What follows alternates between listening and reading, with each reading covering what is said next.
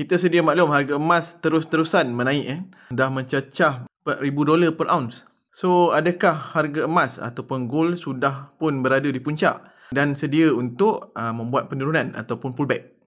Okay, untuk analisis pada 30 September yang lalu, kita tengok chart monthly terus. Gold monthly overextended move. Okay, target akan capai 3952 hingga 4098 punya range. Then akan buat pullback. Kalau dia lajak pun mungkin akan sampai 4308. Cuma dia dah naik terlalu tinggi. Okay.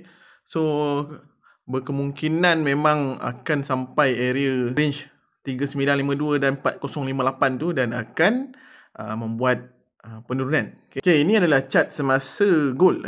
So kita dapat lihat pada background yang warna purple tu menandakan dia dalam super momentum movement ataupun overbought. Okay.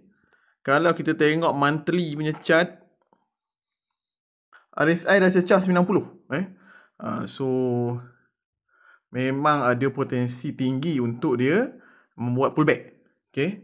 So, tadi kita target range mana tu? 3952 hingga 4098.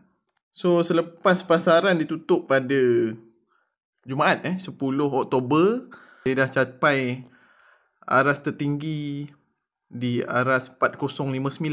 So memang range target untuk dia pergilah. So kita dapat lihat apabila dia mencapai aras 4059 ada candle dark cloud cover situ. Kalau dia dapat bocor aras 3943 iaitu di low candle bearish tu, maka secara teorinya dia akan start buat pullback. Okay.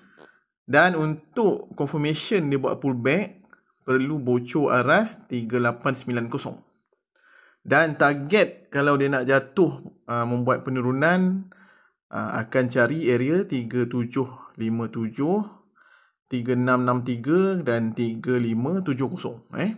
So, dalam 10% pullback. So, okey lah. So, kalau gold buat pullback, secara teorinya bulan 11, bulan Disember dan mungkin bawa ke Januari 2026, harga emas akan turun lah. Okay. Yang penting dia kena bocor aras 3890 tu.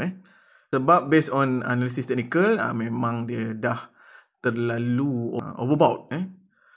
Mesti akan pullback. Pada awal bulan September, super strong momentum. Kita dapat lihat background warna purple tu, memang itu adalah super strong momentum punya movement.